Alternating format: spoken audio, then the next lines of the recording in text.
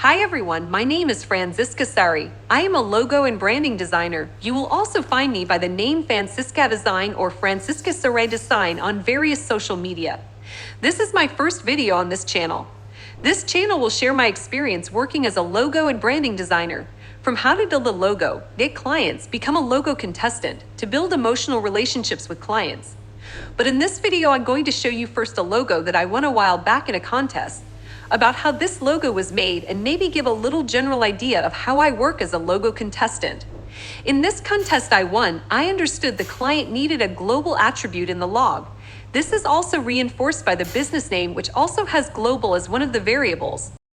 And as usual, the use of business initials is the prima donna in modern logo designs, so I use the circle concept to fulfill these attributes and combine them with business initials. In other words, I'm trying to build the T, I, and G monogram of Team Innovate Global in a circular GERD. However, I still provide several alternative logos to get new possibilities. Of course, it's not something that won't captivate the client, but at least I've tried to formulate what the client wrote. The rest is luck. I always create and save various design grid patterns in Adobe Illustrator. In certain situations and logo contests, this is a quick way to submit entries in exploring the contest. In this logo, I just need to take a circular grid pattern, and will show you in advance about the structure of this grid pattern.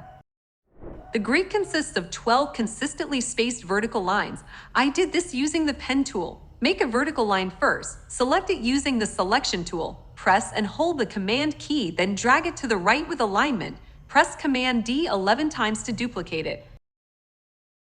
Group all the lines with Command G. After that, I created a circle with the ellipse tool. Press and hold Shift Option to get a perfect circle. Position the circle exactly in the middle of the group of vertical lines with the help of the Align button. Adjust the edge of the circle with the vertical line that is on the outside. Do this with the help of Shift to keep the circle perfect.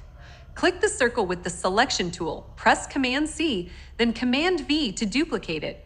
Adjust it again with another vertical line with the help of the Shift key. Do this to the deepest vertical line. It's time to return to the vertical lines. Select the group of lines with the help of the Selection tool. Right-click on the mouse and rotate it 120 degrees. You will see two groups of lines with different slopes.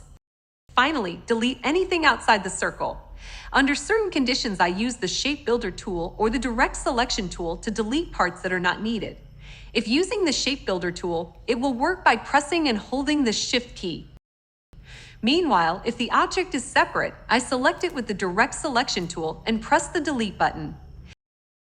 These grid lines are ready to use. I need the help of the Shape Builder tool. Activate Solid Color with the shortcut Shift X. Time to fill in the fields I need to build my brand initials. Isolate all the line groups. Select all the required parts with the Selection tool. Command G and Command X. Delete all the grids and press Command V. Now, I need a business name for this letter mark I created. Go back to the contest description, select each letter and copy it via Command C, and do Command V to paste it on the worksheet earlier. The same goes for slogans. I don't get used to manually writing all the text into the logo. This is to reduce the risk of typographical errors in the submitted logo proposal. After getting a business name and slogan, next is choosing a font and setting up the typography layout with letter marks, so that they are proportional, also providing several settings such as vertical and horizontal versions. What one contest platform doesn't allow it, you just need to submit the best version of both typography settings that have been made. I had problems with this. Now I get two versions of typography layout settings. The next step is to give color to these two alternatives. Of course, coloring can be done before setting the typography layout. This also looks efficient in minimizing the time spent on work. And finally, I arranged the two alternatives in one worksheet. Using the mockup at this stage is not that important. It will just be a waste of time. It will apply after the logo proposal gets feedback.